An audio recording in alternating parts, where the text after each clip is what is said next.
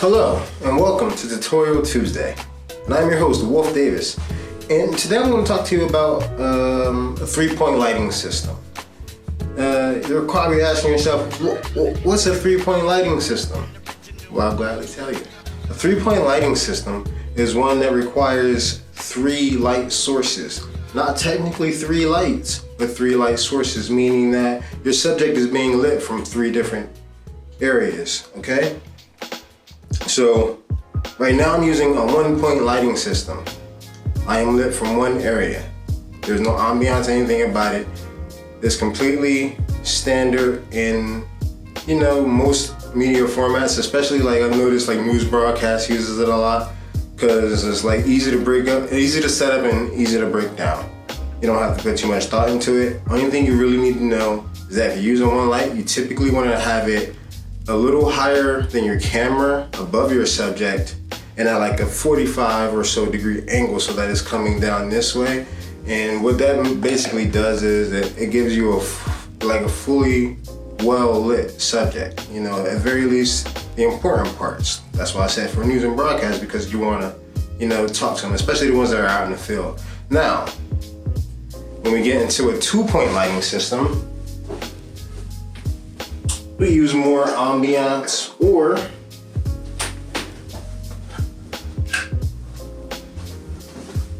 to fill the scene. That way, it's a little bit more ambiance instead of just the direct lighting source. So, when you're just using two light sources, you're gonna have your key light, which is your main source of light, and you're gonna have your fill light typically, which will usually be used to light up your subject. I'm going to give broader examples as we go on, but I just wanted to give you brief ones so to give you an idea of what we're going to get into further into the video. The examples that I'm going to show you are not really hard to understand, but they are definitely important to remember, because the more you do these and the more you practice, the better you will become. That's why I wanted to make these tutorials as quick and as accessible as possible so that you could always come back to it, which referring back to when I said you can keep these in your back pocket. So with no further ado, I'm going to set up some more examples for you, and that's going to be this Tutorial Tuesday. It's completely nothing but lighting, artificial lighting, and how to set up and break down your equipment once you're done. With no further ado, let's get into the show.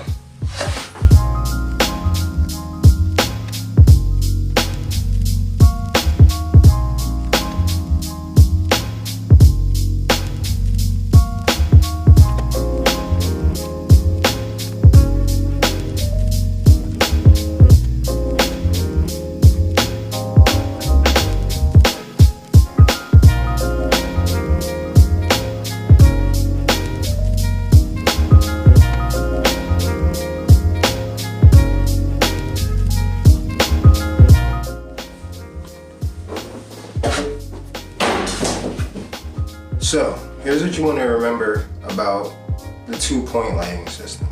I'm not going to cover one-point lighting system enough. I feel like it's covering. They sell ring lights, for crying out loud. If you're not good at setting up and breaking down lights and you're a blogger, just get a ring light. Put it on your phone. It'll do just fine. You'll be okay. Now, if you want to learn a two-point lighting system, remember I said it doesn't really, as long as you're lit from a couple of different directions, that's a two-point lighting system. So I have my lamp here. I'm pretty sure it's not meant necessarily for the purposes of what I'm using it for today, but it'll work fine enough. But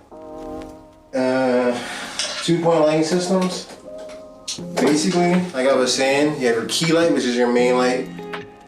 It doesn't move, it doesn't budge, it's air. Think of if you're outside, think of it in respects as the sun.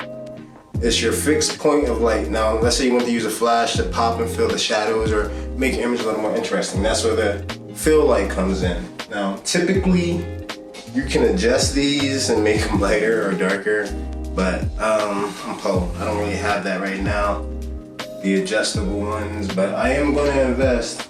Wait, I think I can adjust this one a little bit.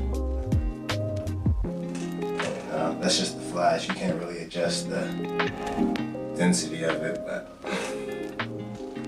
that's a shame. Oh well. Another way you can mess with your lights, you can move them. The distance of your lights affect a lot. For instance, let's say your subject is very close to the light, right?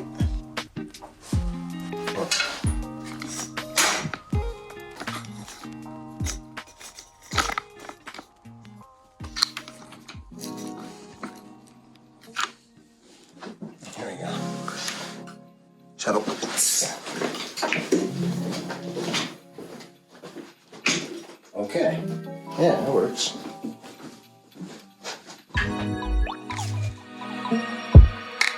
On camera 2 for a bit, I guess. Now, the closer your subject gets to the light, the softer the shadows will be. The cast shadow, I mean.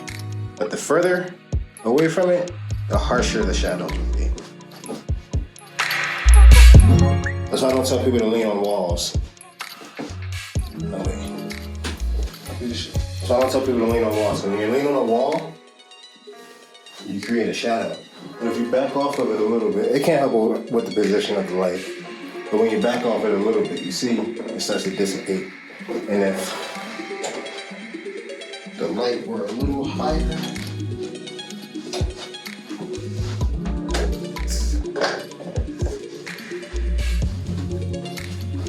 it would hardly be a shadow at all. So, this is your 2-point lighting system. Now, you have your key light, which is your primary source of light, your unmoving sun, if you will. Tips for a sun if you're outside. You can bring a reflector, and what it does is you can reflect light off of it, okay? And that'll be 2 short lights, natural light, outside. So, 2-point lighting, outside. Quick tip I didn't even know I was gonna give. But 2-point lighting systems. Key light, primary light, and then you have your fill light. This is a bit strong. You would typically use something a little weaker than your main light. So the way you can adjust that, if you can't adjust the light, is that we use like a diffuser, something to put around it, or some lights they adjust, you can change the density. Like I said, if you can't do that though, you can move it further away from your subject, but be careful because the further away you move the light from your subject, the harder cast shadow you will get. So that is just something to remind you of, but if you're not shooting against the background, don't worry about it too much. And what that does is, so your key light is gonna create some dark shadows. And what the fill light would do is it will fill that in. So, see if I can give you an example. So, the key light and the fill light. See how on this side is a little bit darker, on this side is lighter? Obviously because there's a light there. But that's the purpose of the 2-point lighting, is it to give your picture a little bit more, to open up your shadows and make it a little bit more dynamic. Now, depending on how many light sources you have, you will go into like what they will call high key and low key images. Now, what that means is exactly kind of how it sounds, is that these images are high in detail because of how much information you're retaining because of how many lights you have in your subject. So, the more lights in photography you have, or the more control over your light you have in photography, the clearer your image will be. So that's why I'm teaching you about these lights now. So this is, again, a 2-point lighting system. It's not too hard to remember. 2 lights set strategically. Typically you don't want your fill light to overpower your key light, which is your main light. Your fill light is exactly how it sounds. Your fill light. It fills up the shadows, it fills up ambiance, and it fills up the background. Fill light. Key light for your subject. Fill light to add a little bit of detail. Now, let's move on to our next one, the 3-point lighting system. And this is honestly the most exhausting one, just because you got to set up 3 lights. But I'm also going to show you that process. So let's get started.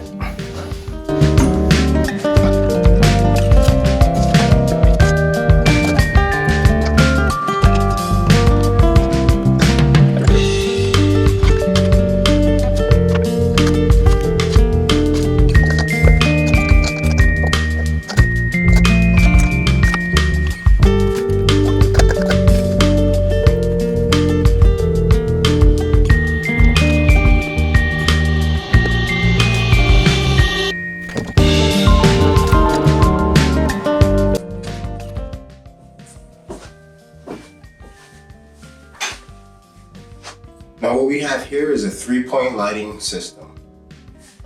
As you can see, I have one light off to the side here, another one off to the other side here, and the key light is still where the key light belongs. So when it's a 3 lighting system, key light, fill light, and primary light. Now your primary light is what you're going to be using, typically moving in conjunction with your fill light, because again, key light is going to be sitting right where it's at. So between these two, you're going to be moving them around your subject to fill the shadows or to create a more interesting composition. Either way, once you start moving the lights around, you're responsible for the placing of them and the usage of them. So that's why it's important to remember the main ones: your key light, your fill light, and your primary light. I don't know why I keep forgetting primary. I guess it's because I'm thinking of the key light as technically the primary light, because it's your main light illuminating the entire image, and these are just supplementary. But all that, I told you, it's gonna be pretty easy. It's really easy to remember. The only thing you want to really practice with is moving your lights around and not being shy to experiment. You know what I'm saying? You're not gonna get it right out of the park, but I can give you a good starting point. You wanna keep your key light up above your camera at a 45-degree angle onto your subject. If you get it higher than that, now we can play around a little bit.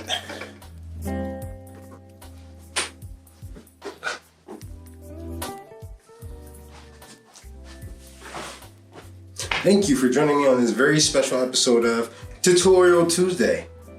And I hope to see you on the next one. That'll be next season, because unfortunately, this is the season finale.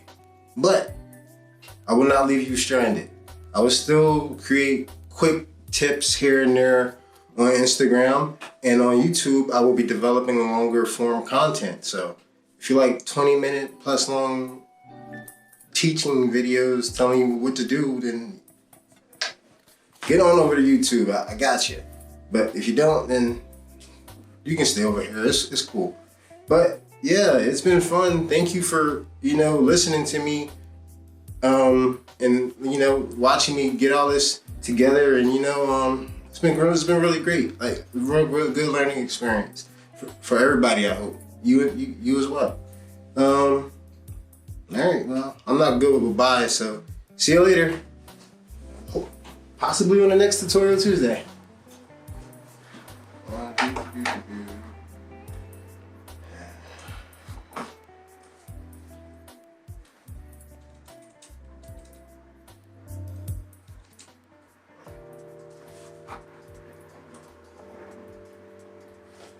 I waited too long. I was supposed to be like real quick, but I'm just gonna leave it at that. Just gonna turn around.